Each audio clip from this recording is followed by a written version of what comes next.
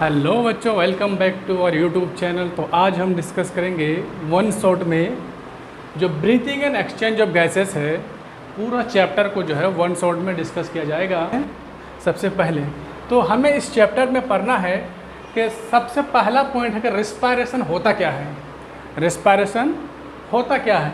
तो रेस्पायरेशन जो है एक कैटाबॉलिक प्रोसेस है, या इसे बोलते हैं एक्सोथर्मिक प्रोसेस बोलते हैं, या फिर बोलते हैं इंजामेटिकली कंट्रोल्ड प्रोसेस है। ये तीनों का तीनों पॉइंट जो है एक एक अपने आप में एक क्वेश्चंस हैं। ये क्वेश्चन जो है आपके नीट में पूछा जाएगा। और इसे बोलते organic material like glucose is oxidise to produce carbon dioxide and water and heat and ATP. मतलब ये है कि ग्लूकोज का ब्रेकडाउन होता है। जब ग्लूकोज ब्रेकडाउन होता है ऑक्सीजन के प्रेजेंस में, तो वो कार्बन डाइऑक्साइड देगा, वाटर देगा और कुछ एनर्जी देगा, जिसे एटीपी के फॉर्म में लिया जाता है। ये जो कार्बन डाइऑक्साइड है ये वेस्ट है, कोई काम का नहीं है, ठीक है। जो ज़्यादा हो जाने से सेल में ये क्या करेगा, टॉक्सिसिटी का यूज़ करेगा। तो इसी को बाहर करना है, इसी को शरीर से बाहर करना है, इसी को ह्यूमन बॉडी से बाहर करना है, और ऑक्सीजन को जो अंदर लेना है, इसी को बोलते हैं रेस्पायरेशन। हम तो आज हम पढ़ेंगे कि रेस्पायरेशन है क्या। तो रेस्पायरेशन है कि break down of glucose in the presence of oxygen into CO2 heat energy and water. तो यह एक स्टेप है, इसमें बहुत सारे स्टेप होते हैं रेस्पायरेशन में। तो स्टेप क्या क्या है तो देखते हैं। सबसे पहला पॉइंट, तो उससे पहले हम ये बताना चाहेंगे कि अलग अलग ऑर्गेनिज्म का जो होता है रेस्पायरेटरी ऑर्गन जो होता है अलग अलग होता है। यानी कि ह्यूमन बींग में देखा जाए तो रेस्पायरेटरी ऑर्गन जो है ह्यूमन बींग का है लंग्स। लेकिन अगर हम देखें कि यूनिसेलुलर ऑर्गेनिज्म जैसे अमीबा की बात कर रहे हैं, पैरामीशियम की बात कर रहे हैं, तो इसका रेस्पायरेटरी ऑर्गन होगा क्या? तो इसका रेस्पायरेटरी होगा कि जनरल बॉडी सरफेस के द्वारा जो है यह रेस्पायरेशन कर लेता है। यानी कि उसमें जो वेस्ट यानी गैसेज जो बनेगा कार्बन डाइऑक्साइड, उसको क्या करेगा, बॉडी सरफेस के द्वारा ही डिफ्यूज़ कर देगा, ठीक है। उसके बाद अगर हाइड्रा में देखें, हाइड्रा में तो हाइड्रा और टैपवर्म में देखा जाए तो वो सेल मेम्ब्रेन के थ्रू जो है मतलब जो है वो एक्सक्रीटरी प्रोडक्ट को बाहर निकालता है। तो याद रखना है कि रेस्पायरेटरी स्ट्रक्चर जो है हाइड्रा और टैपवर्म में कैसा होगा, सेल मेम्ब्रेन के थ्रू होगा। और अर्थवर्म में क्या होता है, wet gland and wet skin या बोलते हैं बॉडी सरफेस के थ्रू। अब फिश में देखा जाए तो फिशेस में गिल्स होता है। और आर्थ्रोपोडा हुआ, जैसे इंसेक्ट की बात कर रहे हैं, इसमें ट्रैकियल सिस्टम होता है। तो इस तरह से है, जैसे टोडपोल हो गया, इसमें लंग्स गिल्स होगा टोडपोल में। और रेप्टाइल्स वगैरह लेजार्ड वगैरह हो गया, उसमें लंग्स होगा। एम्फीबियन जैसे कि टेड में क्या होगा, माउथ हुआ, स्किन हो गया और लंग्स हो गया। और मैमल्स में देखा जाए तो लंग्स है। और फ्लावरिंग प्लांट में देखा जाए तो स्टोमेटा है और लेंटिसेल्स हैं। ये सारे रेस्पायरेटरी ऑर्गन है इस ऑर्गेनिज्म के, ठीक है। तो आपको इस चार्ट को याद कर लेना है। उसके बाद देखते हैं कि ह्यूमन रेस्पायरेटरी सिस्टम, क्योंकि इस चैप्टर में जो है हमें मेनली ह्यूमन रेस्पायरेटरी सिस्टम को ही पढ़ना है। तो ह्यूमन रेस्पायरेटरी सिस्टम के लिए कौन कौन से ऑर्गन इन्वॉल्व होते हैं? तो सबसे पहला है क्या, हार्ट इन्वॉल्व होता है, तो लंग्स होता है। तो हम आज समझते हैं लंग्स के बारे में। तो लंग्स जो है हमारे बॉडी में 2 हुआ करता है। कितना होता है लंग्स? 2। यानी कि लंग्स जो है 1 पेयर होगा। लंग्स कितना होगा, ये क्या है, लंग्स है, ये है लंग्स, 1 पेयर, 1 पेयर, 1 पेयर, ठीक है। ये हो गया राइट लंग्स, ये हो गया लेफ्ट लंग्स, ठीक है। ये हो गया राइट लंग्स, ये हो गया लेफ्ट लंग्स। ये देखिए, ये क्या है, डायफ्राम, ये है डायफ्राम, ठीक। और इसे हम बोलते हैं, ये जो रिंग जैसा स्ट्रक्चर दिख रहा है आपको, ये क्या है, कट एंड, यानी कि कट एंड ऑफ रिब्स है, ठीक है। ये है कट एंड ऑफ रिब्स है। उसके बाद देखा जाए कि लंग्स के चारों ओर जो कवरिंग होता है उसे बोलते हैं प्लूरल मेम्ब्रेन, उसे बोलते हैं प्लूरल मेम्ब्रेन। तो ये प्लूरल मेम्ब्रेन जो होता है 2 होता है। कितना होता है? 2। एक होगा आउटर प्लूरल मेम्ब्रेन, एक होगा इनर प्लूरल मेम्ब्रेन। एक है आउटर प्लूरल मेम्ब्रेन और एक है इनर प्लूरल मेम्ब्रेन, ठीक है। यानी कि ये वाला मेम्ब्रेन जो इनर प्लूरल मेम्ब्रेन है और ये वाला मेम्ब्रेन जो है आउटर प्लूरल मेम्ब्रेन है।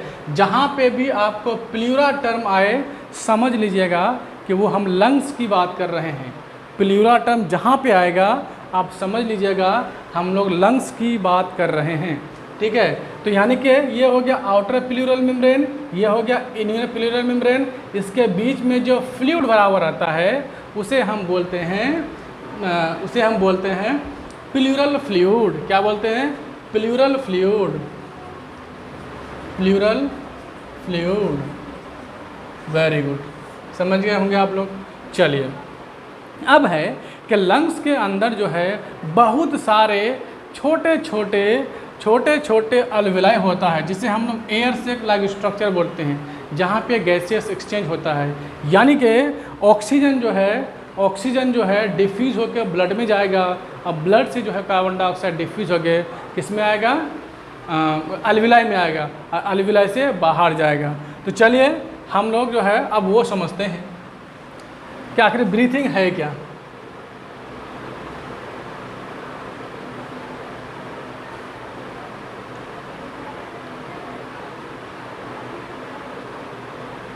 चलिए, सबसे पहले हम ये समझते हैं कि ब्रीथिंग है क्या। सबसे पहले ये समझेंगे कि रेस्पायरेशन क्या है। रेस्पायरेशन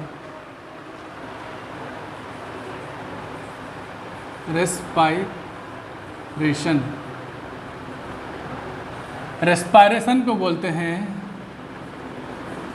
फिजिको केमिकल रिएक्शन या फिजिको केमिकल प्रोसेस बोलते हैं, इसको प्रोसेस बोलते हैं। अब सोचना है कि फिजिको केमिकल प्रोसेस क्यों बोले, यानी कि इसको फिजिको केमिकल प्रोसेस क्यों बोले। मतलब इसमें फिजिकली भी कुछ हो रहा है और केमिकली भी कुछ हो रहा है, यानी दोनों प्रोसेस हो रहा है, इसीलिए इसको फिजिको केमिकल प्रोसेस बोले। समझते हैं पहले वही चीज़ हम। देखो,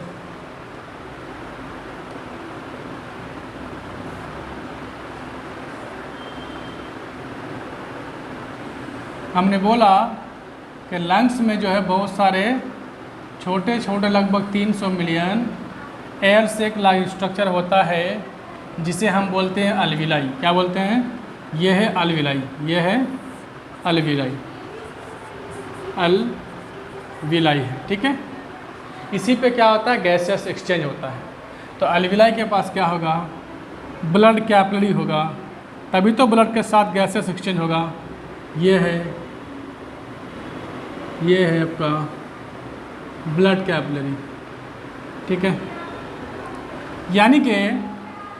यानी कि सबसे पहला प्रोसेस है कि एटमॉस्फेयर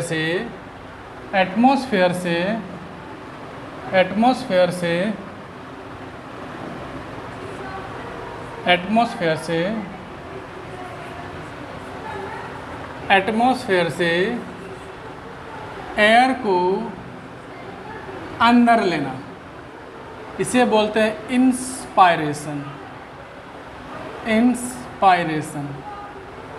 इसे बोलते हैं हम लोग इंस्पायरेशन, या इसे बोलते हैं इनहेलेशन,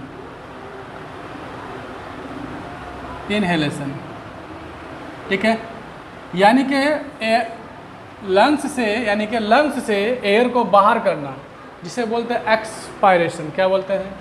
दूसरा है एक्सपायरेशन, यानी कि सांस लेना और सांस छोड़ना, इसे एक्सहेलेशन बोलते हैं। इसे बोलते हैं एक्सहेलेशन, यानी कि एक्सपायरेशन। तो ये दोनों मिला के बोलेंगे, इसे बोलेंगे हम लोग ब्रीथिंग। तो सबसे पहला प्रोसेस है रेस्पायरेशन का, ब्रीथिंग, ठीक है। ब्रीथिंग को जो है हम लोग वेंटिलेशन भी बोलते हैं, वेंटिलेशन, ठीक है। यानी कि सांस लेना, सांस छोड़ना, उसी को हम लोग बोलेंगे ब्रीथिंग। आपको कोई क्वेश्चन पूछेगा कि सांस में हम लेते क्या हैं? ऑक्सीजन लेते हैं, कार्बन डाइऑक्साइड लेते हैं, या एयर लेते हैं, तो आपको डायरेक्ट बोलना है कि हम सांस में एयर लेते हैं, क्योंकि एयर में सभी गैस मिला हुआ है, ऑक्सीजन भी है, कार्बन डाइऑक्साइड भी है। वो अलग बात है कि कार्बन डाइऑक्साइड का पार्शियल प्रेशर एयर में कम है ऑक्सीजन के रिस्पेक्ट में, इसीलिए ऑक्सीजन ज़्यादा अंदर जाएगा। ठीक है, अब हम जब सांस छोड़ेंगे तो सांस में क्या छोड़ते हैं, तो आपको सीधा बोलना एयर छोड़ते हैं। ठीक है, वहाँ पे ये नहीं बोलना कि कार्बन डाइऑक्साइड छोड़ते हैं। तो कार्बन डाइऑक्साइड भी है लेकिन साथ में एयर के साथ में है, यानी कि बहुत सारे गैस के साथ में है। ठीक है, चलिए ये है अलविलाई। अलविलाई के पास है ब्लड कैपिलरी। ब्लड कैपिलरी में क्या होता है, गैसेस एक्सचेंज होगा, मतलब कि डिफ्यूज़न होगा, by the process of diffusion होगा। तो देखिए जैसे ही हम सांस लिए ऑक्सीजन आया अलविलाई के पास, अलविलाई से जो है ऑक्सीजन डिफ्यूज होकर किस में जाएगा, तो ऑक्सीजन जो है डिफ्यूज होकर चला जाएगा ब्लड में, यानी ब्लड में चला जाएगा। तो यहाँ से ऑक्सीजन डिफ्यूज होकर कहाँ गया, ब्लड में। अब ब्लड से कार्बन डाइऑक्साइड जो है डिफ्यूज होकर कहाँ जाएगा, चला जाएगा आपका अलविलाई में, फिर ये एयर के साथ जो है बाहर चल जाएगा। ठीक है, तो यहाँ पे क्या हो रहा है, पहला प्रोसेस तो ब्रीथिंग हो रहा है, यानी कि वेंटिलेशन हो रहा है। दूसरा प्रोसेस डिफ्यूज़न हो रहा है, डिफ्यूज़न ऑफ गैसेस। तो दूसरा प्रोसेस क्या है, डिफ्यूज़न ऑफ गैसेस। इसे बोलते हैं हम लोग एक्सटर्नल रेस्पायरेशन, एक्सटर्नल रेस्पायरेशन। ठीक है, उसके बाद ध्यान रखना है आपको कि जैसे ही गैस का डिफ्यूज़न हुआ ब्लड में चला गया, यह ब्लड जो है अब चला जाएगा किसके पास, आपके हार्ट के पास। ठीक है, एकदम प्यारा सा हार्ट है, दिल बना हुआ आपको। ठीक है, यहाँ पे डिफ्यूजन हो गया, उसके बाद ट्रांसपोर्ट हो जाएगा, यानी लंग्स से जो है ब्लड पहुँच जाएगा हार्ट के पास। यानी कि जो लंग्स से ब्लड को हार्ट के पास ले जाता है उसे हम बोलते हैं पल्मोनरी वेन, यानी पल्मोनरी वेन के थ्रू जो है वो चला जाएगा लंग्स से हार्ट के पास। उसके बाद क्या होगा, ये देखिए, उसके बाद है कि सेल में होता है सेलुलर रेस्पायरेशन। ये क्या है, सेल है, ये क्या है, सेल है। एक सेकंड, ये है आपका सेल। ठीक है, ये है सेल। सेल में क्या होता है, ग्लूकोज का ब्रेकडाउन होता है, यानी कि C6H12O6 इसका ब्रेकडाउन होगा ऑक्सीजन के प्रेजेंस में, तो ये देगा CO2 प्लस ATP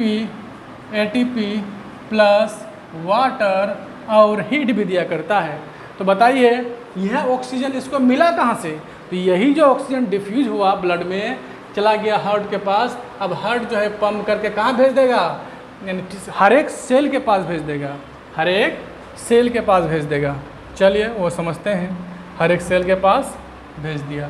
तो देखिए ये है ब्लड कैपिलरी सेल के पास। ठीक है, यहाँ तक जो है ट्रांसपोर्ट होकर कौन आया है, ऑक्सीजन रिच ब्लड। ठीक है, तो यहाँ से ऑक्सीजन जो है डिफ्यूज होकर कहाँ चला गया, सेल में। यानी कि हमने एक सेल को दिखाया है, इस तरह से मिलियंस ऑफ सेल है, हर एक सेल में ऐसा होगा। तो यहाँ पे देखिए हर एक सेल में कार्बन डाइऑक्साइड बन रहा है कि नहीं बन रहा है, बार बार ऑक्सीजन टूट रहा है, कार्बन डाइऑक्साइड बन रहा है। ये फिर कार्बन डाइऑक्साइड जो है डिफ्यूज़ होके आ जाएगा ब्लड के पास, और यहाँ से ये भेज दिया जाएगा फिर हार्ट के पास, हार्ट से फिर चल जाएगा कहाँ, लंग्स के पास, साफ़ होने के लिए, क्लीन होने के लिए। तो इसे हम बोलते हैं। तो देखो पहला क्या हुआ कि यहाँ पे जो है ब्रीथिंग हुआ, दूसरा डिफ्यूजन ऑफ गैसेस, तीसरा प्रोसेस हो रहा है ट्रांसपोर्ट ऑफ गैसेस। गैस का ट्रांसपोर्ट हो रहा है, जैसे ही ट्रांसपोर्ट हुआ फिर यहाँ पे देखो दोबारा डिफ्यूजन हो रहा है, सेल के पास डिफ्यूजन हो रहा है। तो यानी कि चौथा प्रोसेस हो गया diffusion of gases, diffusion of gases, यानी ये कह सकते हैं exchange of gases by the process of diffusion. तो ये देखो यहाँ पे सेल के पास जो डिफ्यूजन होता है इसे बोलते हैं सेल के पास जो डिफ्यूजन होता है इसे बोलते हैं हम लोग इंटरनल रेस्पिरेशन। क्या बोलते हैं? Internal respiration. ये है इंटरनल रेस्पिरेशन, इंटरनल रेस्पिरेशन। ठीक है, तो चौथा प्रोसेस हो गया इंटरनल रेस्पिरेशन। पांचवा प्रोसेस है कि यहाँ पे क्या हो रहा है कि ग्लूकोज का ब्रेकडाउन हो रहा है ऑक्सीजन के प्रेजेंस में, तो बनता CO2, ATP और हीट। तो इसे बोल रहे हैं हम सेलुलर रेस्पिरेशन, सेलुलर रेस्पिरेशन। तो सिंपल सी बात है, अगर आपको क्वेश्चन पूछा जाए कि सेलुलर रेस्पिरेशन है क्या, तो आपको सीधा सीधा जवाब देना है कि the breakdown of glucose in the presence of oxygen. Oxygen के प्रेजेंस में ग्लूकोज का ब्रेकडाउन होता है तो देता है CO2 और ATP देता है। तो ये प्रोसेस जो है सेल के अंदर होता है, यह प्रोसेस जो है सेल के अंदर होता है, यानी कि सेल में होता है, इसीलिए हम इसे बोलते हैं सेलुलर रेस्पिरेशन। क्या बोलते हैं? Cellular respiration. तो समझ गए होंगे आप कि देखो यहाँ पे, देखो यहाँ पे सिर्फ ट्रांसपोर्ट हो रहा है, यहाँ पे डिफ्यूजन हो रहा है। जैसे ही डिफ्यूजन ब्लड में हो जाएगा तो ब्लड में होता है हेमोग्लोबिन। क्या होता है? हेमोग्लोबिन। यह ऑक्सीजन जो हेमोग्लोबिन के साथ बाइंड कर जाएगा, बना देगा ऑक्सी हेमोग्लोबिन, बना देगा ऑक्सी हेमोग्लोबिन बना देगा। अब यह ऑक्सी हेमोग्लोबिन ट्रांसपोर्ट होता है। अब जैसे ही कार्बन डाइऑक्साइड डिफ्यूज होकर ब्लड में आया तो यह कार्बन डाइऑक्साइड जो है हेमोग्लोबिन के साथ बाइंड कर जाएगा और कार्बोक्सी हेमोग्लोबिन बना लेगा। ठीक है, और कार्बोक्सी हेमोग्लोबिन बना के फिर ये ट्रांसपोर्ट होकर कहाँ पहुँच जाएगा? पहुँच जाएगा आपका अलविलाई के पास। तो इस तरह से जो है पहला प्रोसेस ब्रीथिंग होगा, दूसरा प्रोसेस डिफ्यूजन ऑफ गैसेस जिसे एक्सटर्नल रेस्पिरेशन बोले, तीसरा होगा ट्रांसपोर्ट ऑफ गैसेस, चौथा हुआ डिफ्यूजन ऑफ गैसेस जिसे हम इंटरनल रेस्पिरेशन बोले, और चौथा पांचवा क्या हो जाएगा? Cellular respiration. तो यहाँ पे फिजिको केमिकल प्रोसेस क्यों बोले हैं?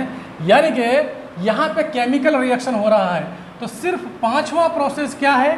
केमिकल प्रोसेस है, इसीलिए उसको केमिकल प्रोसेस बोले। अब फिजिको क्यों बोले? यहाँ पे सिर्फ डिफ्यूजन हो रहा है। ठीक है, तो यानी कि 1 से लेके 1, 2, 3, 4 तक, 4 तक क्या है? फिजिकल प्रोसेस है। बाकी पांचवा जो है केमिकल प्रोसेस है, इसीलिए हम इसे बोलते हैं फिजिको केमिकल प्रोसेस। चलिए नेक्स्ट देखते हैं।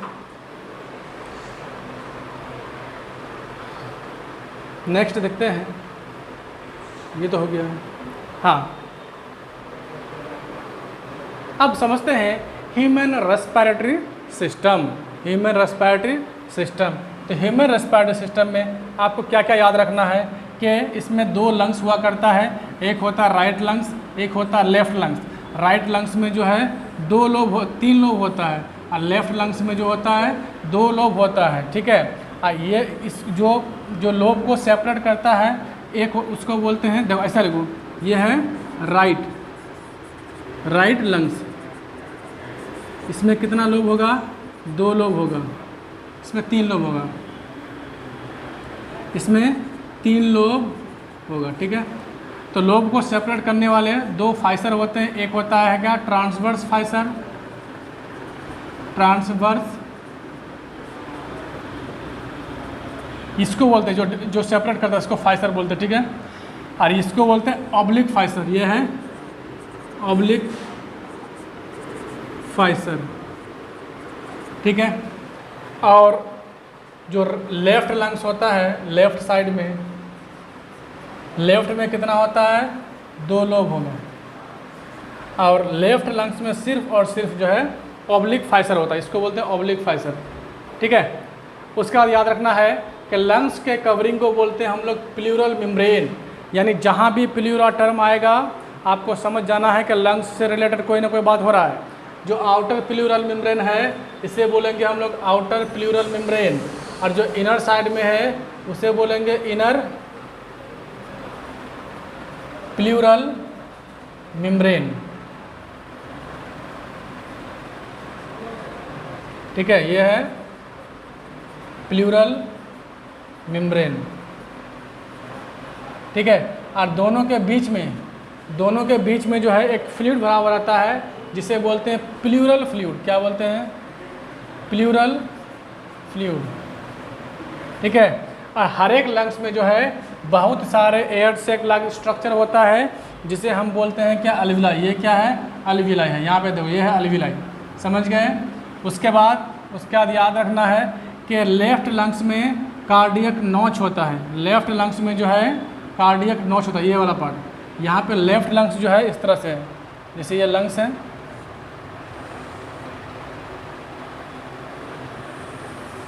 इसको बोलते हैं cardiac notch. Cardiac notch. Cardiac notch क्यों होता है? ये वाला पार्ट, इसको बोलते हैं कार्डियक नॉच। क्यों होता है? क्योंकि हार्ट जो है थोड़ा सा टिल्टेड रहता है लेफ्ट साइड में। तो आपको हमेशा के लिए यही बात याद रखना है कि कार्डियक नॉच जो है only present in left lungs. Left lungs यानी कि राइट लंग्स में कार्डियक नॉच नहीं होता है। ठीक है। उसके बाद ये जो सबसे ऊपर वाला पार्ट है, इसको एपिग्लोटिस पढ़ते हैं, जिसे हम लोग ये है क्या? कार्टिलेज का बना हुआ। ठीक है। कार्टिलेज यानी कि कार्टिलेजिनियस फ्लैप बोलते हैं उसको। डाइजेशन एंड एब्जॉर्प्शन में पढ़े होंगे। ठीक है। उसके बाद ये है लैरिंग्स, जिसे साउंड बॉक्स बोलेंगे हम लोग, साउंड बॉक्स। ठीक है। साउंड बॉक्स बोलते हैं लैरिंग्स को। यही जो है इन केस ऑफ बर्ड्स, या बर्ड्स के केस में इसे बोलते हैं हम लोग सैरिंग्स।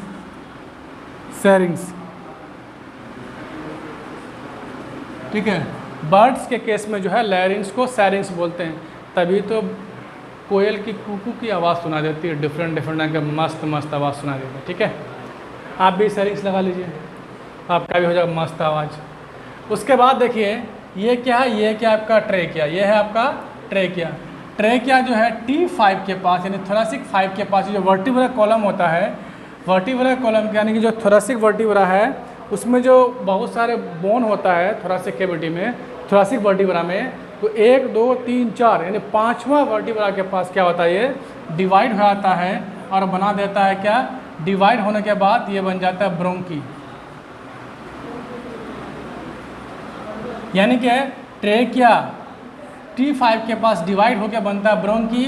फिर इसमें फिर डिवीजन होता है तो ब्रोंकियल बनेगा, फिर टर्मिनल ब्रोंकियल बनेगा, फिर रेस्पिरेटरी ब्रोंकियल बनेगा, तब जाके अलविलाई में ओपन होगा। ठीक है। तो इस तरह से ये वाला पार्ट, इसको बोलते हैं हम लोग डायफ्राम, जो डोम से इस तरह से होता है, डोम से डायफ्राम। ये क्या करता है? Contraction relaxation, contraction relaxation, contraction relaxation. इसी में जब कॉन्ट्रैक्शन होता है तो एक दूसरे के ऊपर चढ़ जाता है बोन, और ये फ्लैट होकर नीचे आ जाएगा। जब फ्लैट होकर नीचे आ जाएगा तो लंग्स का वॉल्यूम बढ़ जाएगा। जब लंग्स का वॉल्यूम बढ़ेगा तो इंट्रा पल्मोनरी प्रेशर घट जाएगा। इंट्रा पल्मोनरी प्रेशर घटेगा तो यहाँ पे इंस्पायरेशन हो जाएगा। जैसे ही फिर नॉर्मल पोजीशन पे आ जाएगा डोम शेप में, तो उसका क्या हो जाएगा? लंग्स का वॉल्यूम घटेगा। लंग्स का वॉल्यूम घटेगा तो उसका प्रेशर बढ़ेगा। प्रेशर बढ़ेगा तो क्या होगा? एक्सपायरेशन होगा। इसी तरह से इंस्पायरेशन एक्सपायरेशन होता है। इसका मैकेनिज्म को हम लोग आगे समझेंगे। ठीक है। चलिए फिर देखते हैं, थोड़ा सा इसको जो है और डिटेल में देखते हैं। यही है, आप समझ लीजिए। ऐसा आप क्या समझना है, जैसे अंगूर के गुच्छे होते हैं, एक गुच्छे में बहुत सारे क्या होते हैं? अंगूर के दाने होते हैं। ठीक है।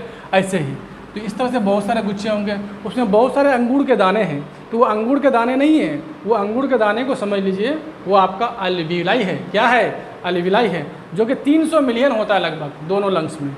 दोनों लंग्स में लगभग 300 मिलियन अलविलाई होता है। समझ लीजिए अंगूर के दाने के जैसा होता है, बहुत सारे गुच्छे होंगे।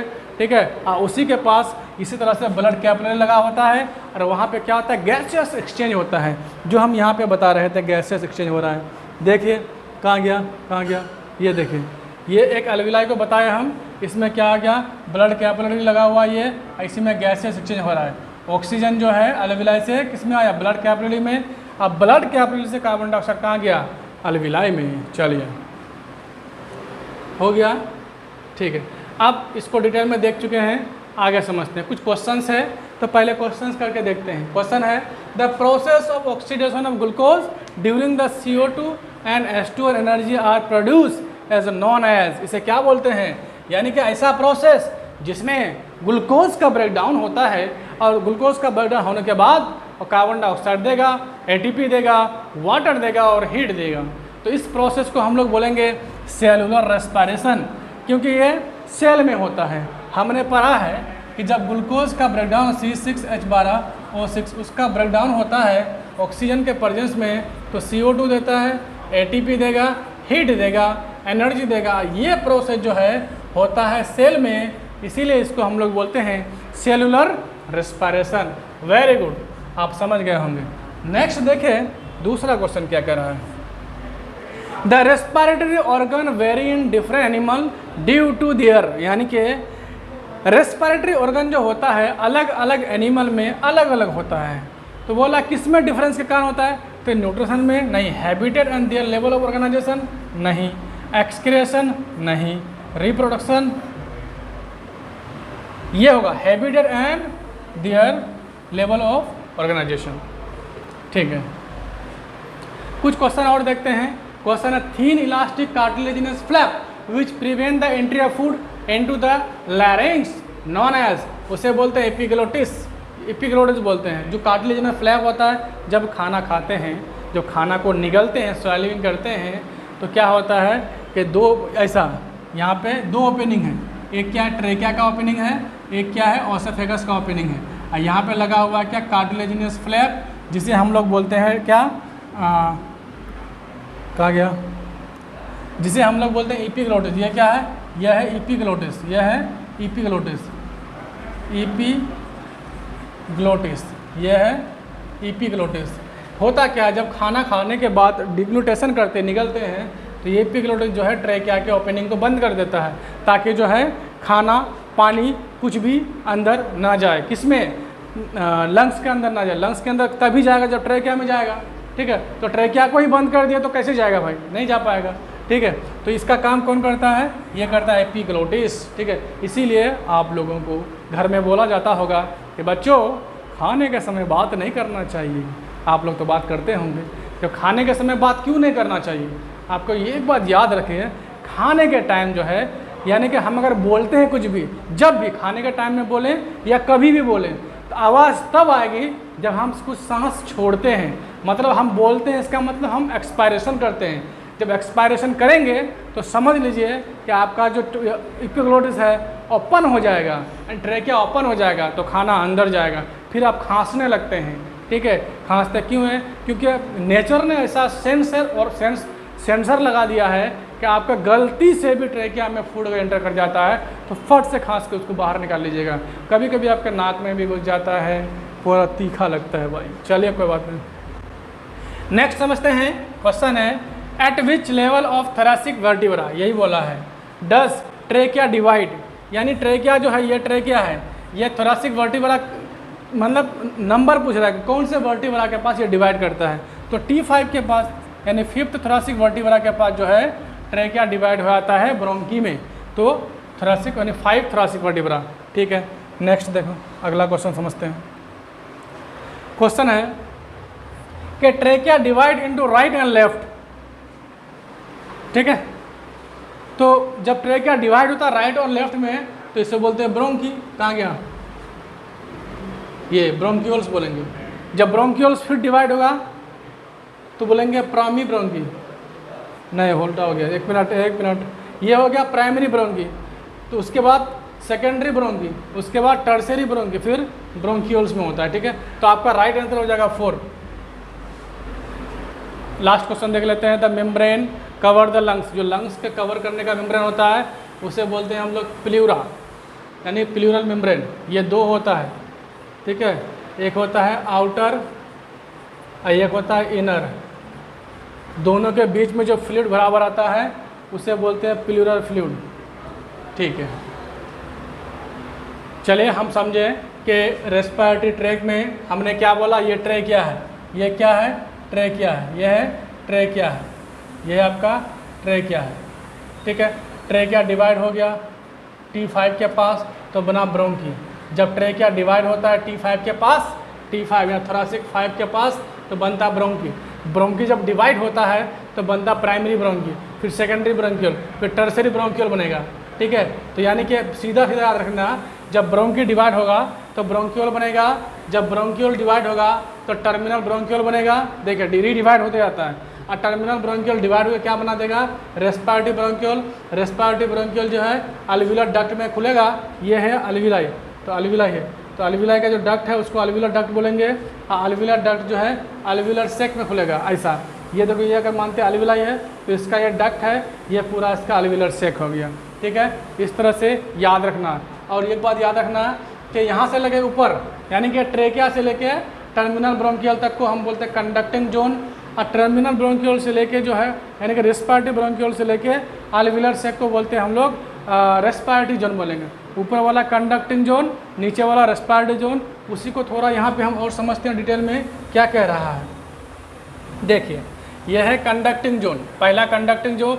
ये स्टार्ट होता है एक्सटर्नल नोस्ट्रल से, यहाँ पे ये नाक है, एक्सटर्नल नोस्ट्रल से स्टार्ट होके कहाँ तक होगा, ये होगा टर्मिनल ब्रोंकियोल तक, ये होगा टर्मिनल ब्रोंकियोल तक। समझ गए? यहाँ पे जो है कोई भी गैसेस एक्सचेंज नहीं होता है, यहाँ पे कोई भी गैसेस एक्सचेंज नहीं होता है, सिर्फ इसमें कंडक्शन होगा, इसमें फिल्ट्रेशन होगा। इसमें अगर गर्म एयर लिए हैं तो उसको ठंडा करेगा, और ठंडा एयर होगा तो उसको गर्म करेगा। यही बात लिखा है।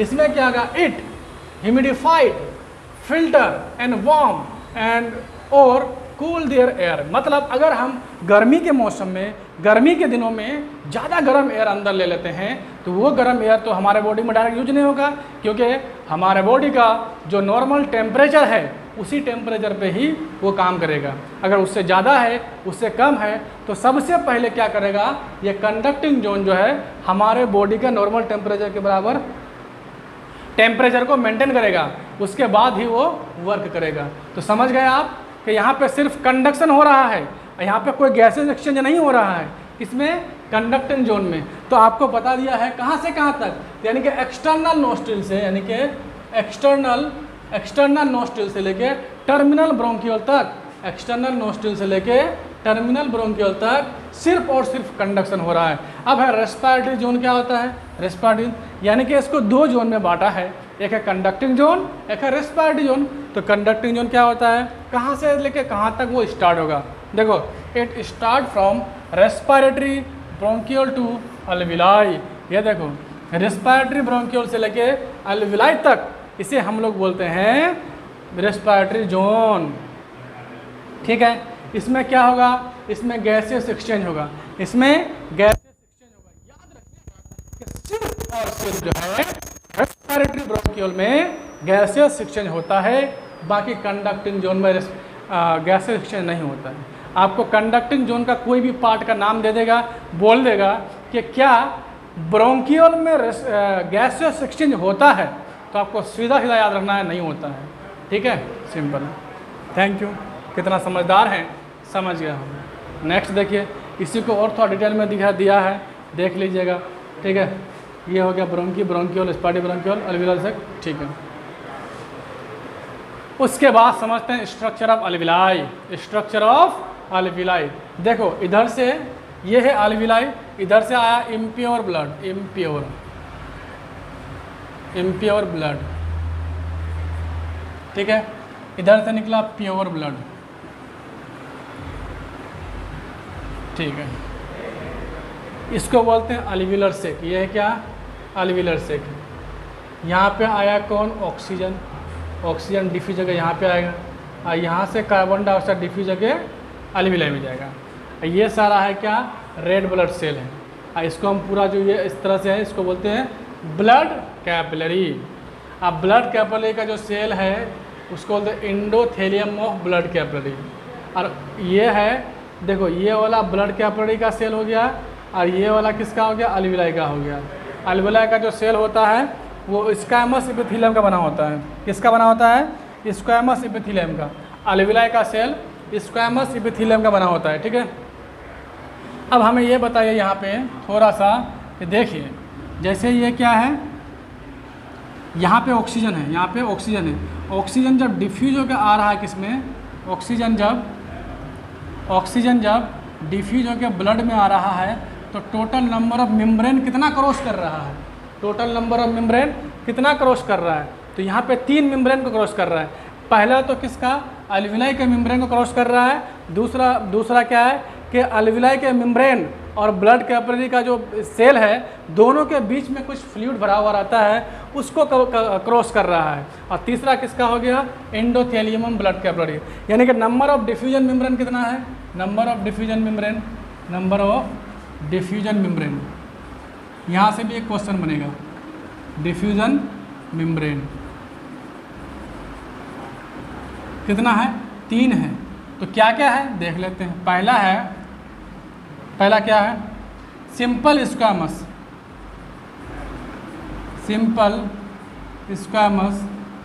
Epithelium of अल्विलाई। दूसरा है एंडोथेलियम